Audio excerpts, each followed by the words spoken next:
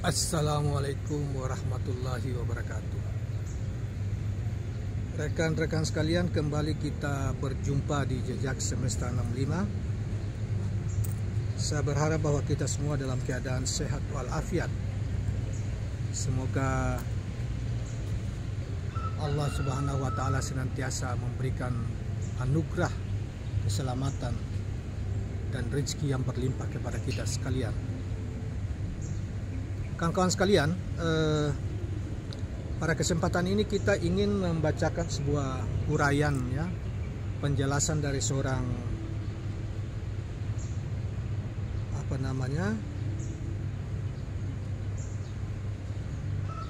seorang yang boleh dikata mengenal sosok Anies Rashid Baswedan, dan dia memberikan penilaian terhadap kiprah internasional yang dijalani oleh Capres Anies Rashid Baswedan saat ini. Beliau adalah salah satu teman akrabnya Pak Anies Rashid Baswedan yang namanya adalah Ferijal Ramli. Baiklah kawan-kawan sekalian, kita coba bacakan apa yang dikatakan oleh Ferijal Ramli tentang Anies Rashid Baswedan, dan dia mengatakan bahwa Uni Eropa, negara-negara yang tergabung dalam Uni Eropa, terkesima dengan berbagai gagasan visioner Anies Rashid Baswedan.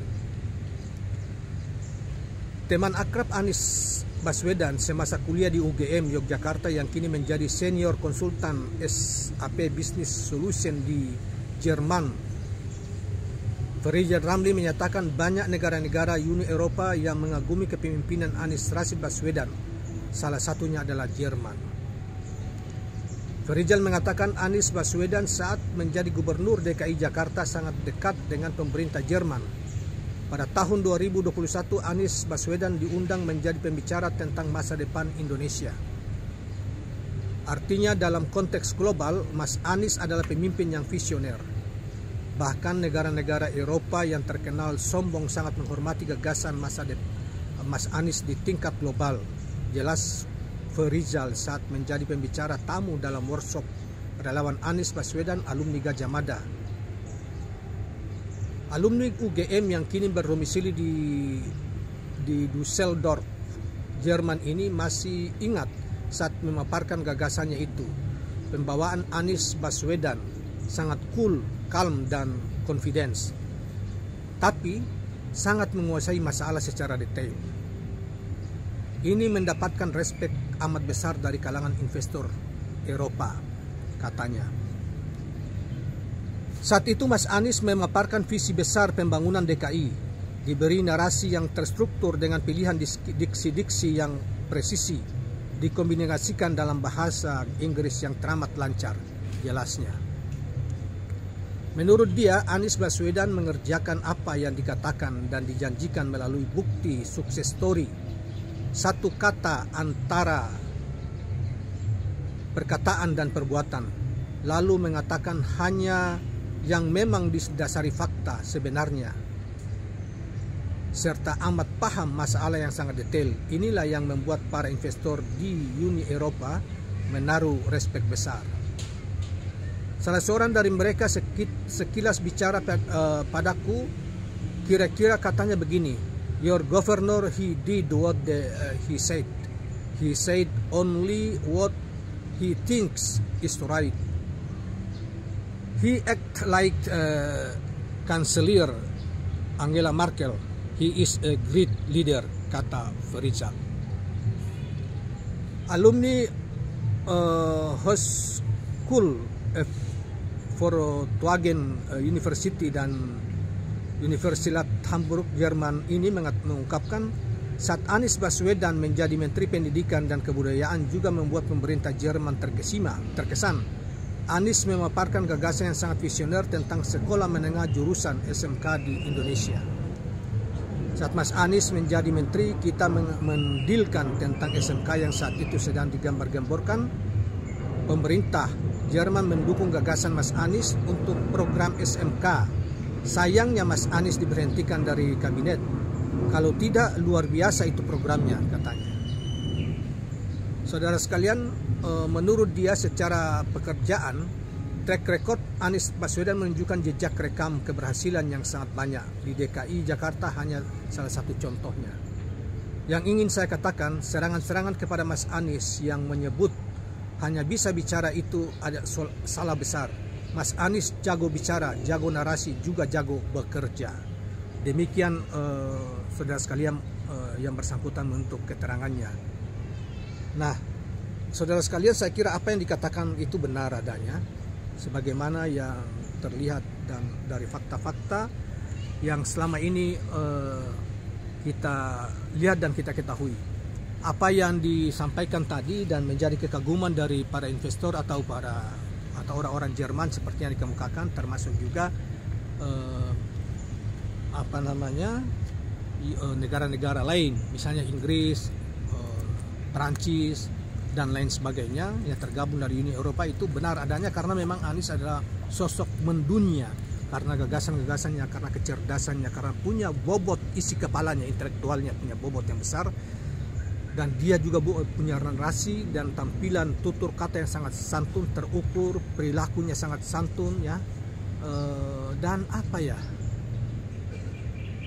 boleh dikata, dan hari ini beliau sebagai salah satu capres Indonesia yang mengusung gagasan perubahan dan persatuan, serta tagline-nya adalah meluruskan jalan mewujudkan keadilan sosial, adalah suatu yang luar biasa, yang menurut saya meluruskan jalan Indonesia, ya, janji Indonesia, mewujudkan janji-janji bangsa Indonesia yang termaktub di dalam konstitusi kita.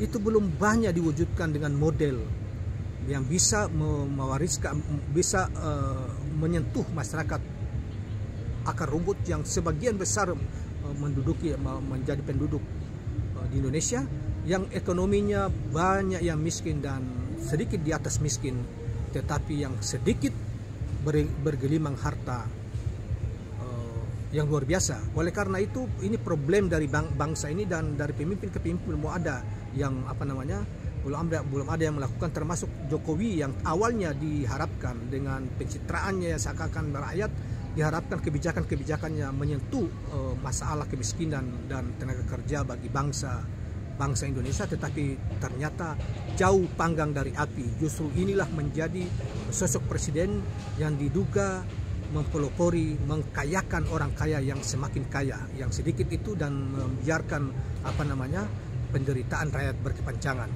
Oleh karena itu, kawan-kawan sekalian, Anies dengan gagasan yang dia sudah mulai di DKI dan memperlihatkan bahwa dia memperlakukan semua orang setara, kemudian dia mencoba untuk membiarkan yang besar, merawat yang besar, biarkan besar itu tetap besar, tetapi berupaya untuk mengangkat yang kecil ini menjadi besar. Artinya mengatasi kemiskinan dan mengatasi usaha-usaha kecil ini menjadi besar, sehingga yang besar tadi, kue yang tadinya misalnya cuma 10%, yang besar itu bisa membesar sampai ke 30-40%. Itu yang sudah dilakukan di DKI Jakarta, dan memperlakukan semua orang setara dan dan mempersatukan tanpa melihat latar belakang agama, suku dan lain sebagainya. Semuanya diperlakukan secara sama, secara adil.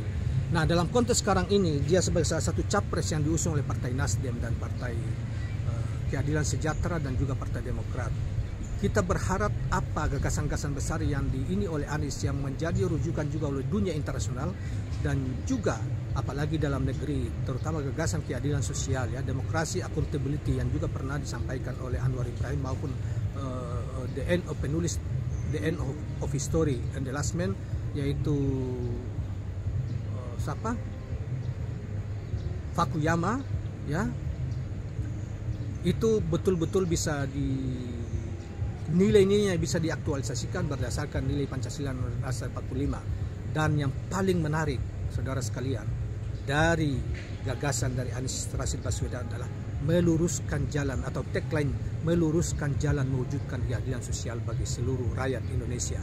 Dalam pidato yang lalu, pada minggu yang lalu, tanggal 7 Mei 2023, kita dengarkan secara terang benderang betapa Anies memiliki narasi, gagasan dan narasi yang luar biasa. tentang keadilan, mewujudkan keadilan sosial bagi seluruh rakyat Indonesia, dan sambil menyelipkan kritik-kritik terhadap kebijakan pemerintah, khususnya tentang mobil listrik yang disubsidi. Baginya mobil listrik yang bersifat pribadi tidak boleh disubsidi, karena itu sama saja mensubsidi orang-orang kaya dan mensubsidi mereka yang menjadi agen di Jakarta ini. Tetapi baginya mensubsidi mobil listrik itu adalah mobil-mobil yang besar seperti semacam bus ya, atau misalnya mobil-mobil yang besar yang berfungsi untuk mengangkut logistik. Itulah yang harus dikedepankan, sehingga karena kalau pribadi mobil itu disubsidi, mobil-mobil pribadi itu sama saja dengan menyiapkan anggaran negara untuk mensubsidi orang kaya. Yang itu yang kemudian direspon secara membabi buta dan tidak rasional oleh pemerintah. Yang padahal apa yang dikatakan oleh Anies itu banyak dikagumi oleh para pengamat ekonomi maupun pengamat politik, termasuk juga masyarakat menyambut baik gagasan itu. Karena selalu saja Anies itu kebijakan-kebijakan itu selalu menyentuh masyarakat bawah, tetapi bukan berarti mengecilkan masyarakat yang telah mapan.